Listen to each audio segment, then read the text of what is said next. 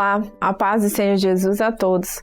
Você está no canal da Igreja Cristã Maranata e este é o programa Nutrição e Saúde.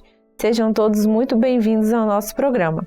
E você pode nos acompanhar além do canal do YouTube da Igreja, como também pelos canais de televisão, na Sky Livre, no canal 85, e também pela TV RO da Embratel, pelo canal 126.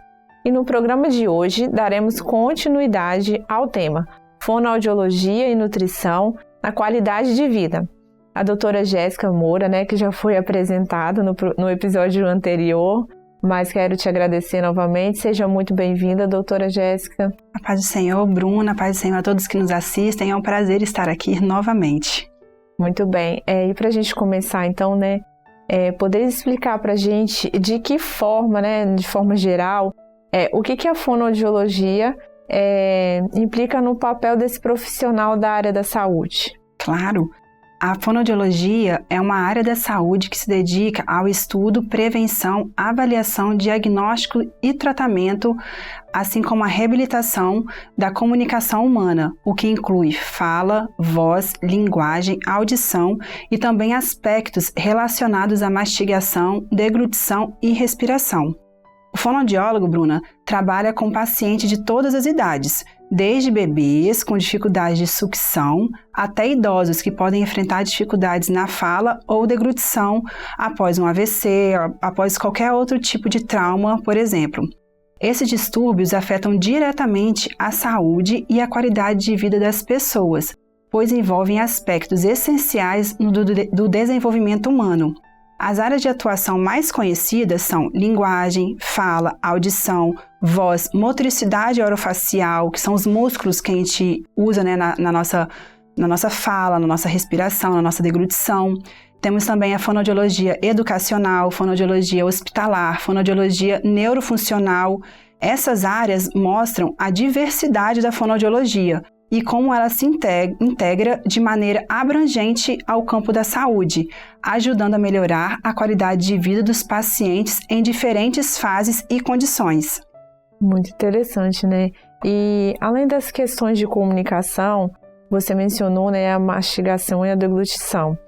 Como a fono, ela atua nessas áreas, porque isso é importante, para a saúde geral. É muito importante, Bruna. É um campo muito amplo. Quando falamos mastigação e deglutição, nos referimos ao conjunto de movimentos e músculos envolvidos nesses processos. Distúrbios nessas áreas podem afetar a nutrição e a saúde do geral do paciente, especialmente em idosos ou em pessoas que sofreram algum trauma ou doença neurológica. O fonoaudiólogo pode reabilitar esses processos para garantir que o paciente tenha uma alimentação segura e eficaz, evitando problemas como engasgo ou até mesmo pneumonia aspirativa. Então, a fonoaudiologia, ela vai muito além do que é só a comunicação, E falando nisso, voltando a esses aspectos, você fala a fala e a comunicação, como se identifica, então, por exemplo, numa criança, que precisa de um acompanhamento? Em qual momento que a criança vai precisar de um fonoaudiólogo? Ótima pergunta e muito comum essa pergunta. Os pais e responsáveis têm geralmente dúvidas sobre o desenvolvimento da fala e da linguagem das crianças. Alguns sinais de alerta que são muito importantes a gente ficar atento inclui a ausência do balbucio por volta dos 6 meses, a falta de palavras até os 18 meses, e a dificuldade de compreensão ou produção de frases simples por volta dos 3 anos de idade. Se a criança apresenta dificuldades para se comunicar, seja por uma disfluência, que a gente chama a famosa gagueira, ou um atraso no desenvolvimento da fala ou qualquer outro comprometimento que chame a atenção, é importante procurar um fonoaudiólogo para uma avaliação mais detalhada. Então, em casos que os pais percebam que o filho está com algum atraso, como que ele deve proceder? O principal, Bruna, é que toda e qualquer dúvida ou questionamento sempre deve ser levado a sério e procure um profissional para te orientar. Tem que entender que essas crianças, o contato mais comum e contínuo, geralmente, é com o pediatra. Então, os pais devem levar essa preocupação em relação a esse atraso do desenvolvimento para o pediatra e geralmente o pediatra encaminha para uma avaliação com fono. Nesse caso, se porventura isso não ocorra, os pais continuam intrigados, com dúvidas que o pediatra não conseguiu esclarecer ou não encaminhou, os pais mesmo podem procurar auxílio de um fonoaudiólogo para avaliação. Nós citamos os pediatras, pois é comum ter esse acompanhamento desse profissional nesse contato inicial com as crianças e com os pais. Mas às vezes a creche, a escola, os cuidadores irão observar e encaminhar. E se ninguém encaminhar, né, e falar que é assim mesmo, que é normal, né, que vai desenvolver, o que nós devemos fazer como pais ou responsáveis, né? A orientação está com dúvidas, procure ajuda, procure um fonoaudiólogo para te esclarecer. Se estiver realmente dentro do esperado para aquela faixa etária, o fonoaudiólogo irá falar que está tudo ok. Porém, se realmente estiver com atraso, a intervenção precoce pode mudar todo o prognóstico. Estimulação precoce faz a diferença. Tem casos que a criança é encaminhada com quase 5 anos de idade, e nesses casos a criança já está com várias adaptações. Já está com uma adaptação para falar, para mastigar, para deglutir. Então, se torna muito mais desafiadora a reabilitação. Então, de qualquer modo, mesmo sendo tarde, é importantíssimo que a intervenção seja realizada. O nosso trabalho é invasivo, é indolor. Então, os pais não têm que ter medo de levar ao profissional, pois nós estimulamos as áreas do desenvolvimento infantil que só terão e trarão benefícios. Em caso de crianças atípicas, o procedimento é o mesmo? Sim, a estimulação precoce é ainda mais importante em crianças atípicas. Crianças típicas são crianças que alcançam os marcos do desenvolvimento dentro do esperado, e crianças atípicas são crianças que podem apresentar dificuldades para alcançar esses marcos, ou irão apresentar esses marcos de forma diferente. Como falamos anteriormente, o marco do desenvolvimento, resumidamente, é o que se espera de desenvolvimento, aquisição para cada faixa etária. Então, nós temos um marco e, de acordo com a faixa etária, é o esperado que cada coisa se desenvolva. E toda criança com atraso de fala é uma criança atípica? Não, não mesmo. Nem toda criança com atraso de fala é uma criança atípica. O atraso na aquisição de fala é uma das habilidades presentes no marco do desenvolvimento. E para falar, não é só abrir a boca e falar. Isso envolve diversas outras habilidades que o antecedem, como a habilidade de localizar o som, discriminar o que está ouvindo, decodificar o que escuta, processar o que se escuta e, juntamente com as funções motoras dos órgãos envolvidos nesse processo, aí sim vem a fala. Então, o atraso ou a ausência de fala pode ser por diversos motivos, desde uma falta de estimulação devido ao uso excessivo de telas, ou privação de estimulação do meio, ou até mesmo uma perda auditiva, um transtorno do neurodesenvolvimento, que engloba os transtornos do espectro autista, TDAH, entre outros acometimentos, né? Exatamente, percebemos que esse tema é bem extenso, né? Agora falando sobre, né, os adultos, quais são as principais situações em que o adulto deve buscar um acompanhamento do fonoaudiólogo? Nesses casos, os adultos, as demandas são bem variadas, né?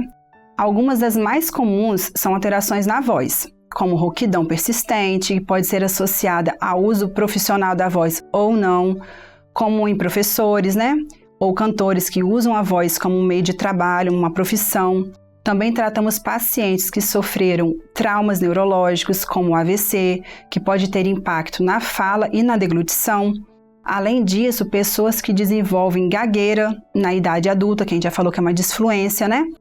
Ou que apresentam dificuldade para se comunicar no ambiente de trabalho. Então, a gente trabalha também com a oratória, com o posicionamento de falar, por exemplo. Também podem se beneficiar de um acompanhamento do fono, todas essas etapas, né? Todos esses casos que eu citei agora. Muito interessante. Sabemos que hoje em dia muitos profissionais dependem da voz, né, para trabalhar. E como professores, né, e palestrantes que você citou, e existe alguma recomendação para esses profissionais protegerem a voz? Com certeza, tem muitas orientações, né? Mas as principais que a gente dá é sempre manter a hidratação, bebendo bastante água. Lembrando que a água não hidrata a prega vocal, né? Que é responsável pela nossa fala, porque o líquido, a água, não entra na prega vocal, porque é outro meio. Porém, além disso, evitar gritar, falar alto, forçar a voz em ambientes ruidosos. Outra dica é usar microfones, não tentar competir com os ruídos de fora. Isso tudo para reduzir o esforço vocal. Então, aquelas pessoas que usam profissionalmente da voz também podem se beneficiar de um acompanhamento preventivo com um fonoaudiólogo para aprender técnicas de aquecimento, desaquecimento e cuidados da voz em geral. Nossa, muito bom, e ótimos conselhos aí para quem depende da voz, né?